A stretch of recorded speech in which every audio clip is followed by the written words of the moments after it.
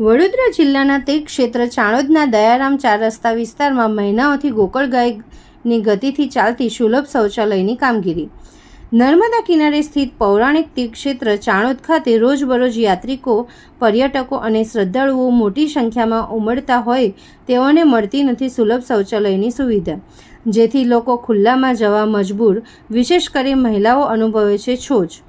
આગામી દિવસોમાં અધિક પુરુષોત્તમ માસ તેમજ ગંગા દશેરા પર્વનો પ્રારંભ થતો હોય સત્તાધીશો સત્વરે કામગીરી પૂર્ણ કરાવી સુલભ શૌચાલય ખુલ્લું મૂકી સુવિધા પૂરી પાડે તેવી તે અત્યંત જરૂરી છે.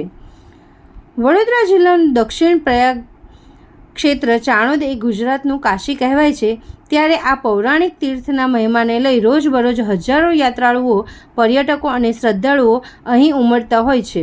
તેઓની સુવિધા માટે ચાણોદ નગરના બસ સ્ટેશન વિસ્તારમાં વર્ષોથી એકમાત્ર સુલભ શૌચાલય આવેલું હોય અને તે પણ જરૂરી સંચાલનના અભાવે વર્ષમાં 6 મહિના બંધ હાલતમાં રહેતું હોય, નગરમાં બીજું સુલભ શૌચાલય નિર્માણ પામે તેવી સમગ્ર માંગ હતી, જેથી ચાણોદના દયારામ ચોક 4 રસ્તા વિસ્તારમાં આવેલી જૂની ગ્રામ પંચાયત ઓફિસની જગ્યા ગ્રામ પંચાયતે ફાળવવા અહીં સુલભ શૌચાલયના નિર્માણની કામગીરી આરંભ આવી છે.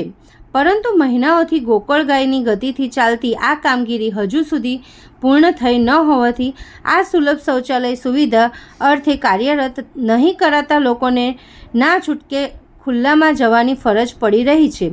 વળી તેમાંય વિશેષ કરીને મહિલાઓ છોછ અનુભવતી રહી છે.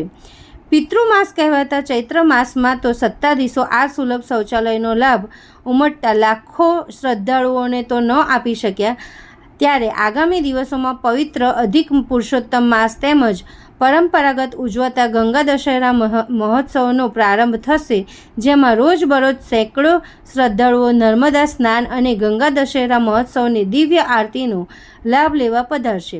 ત્યારે સત્તાધીશો અંદરોઅંદરની મડાગાંઠ ઉકેલી સત્વરે સુલભ શૌચાલયની સુવિધા કાર્યરત કરાવે તે જરૂરી થઈ પડ્યું છે.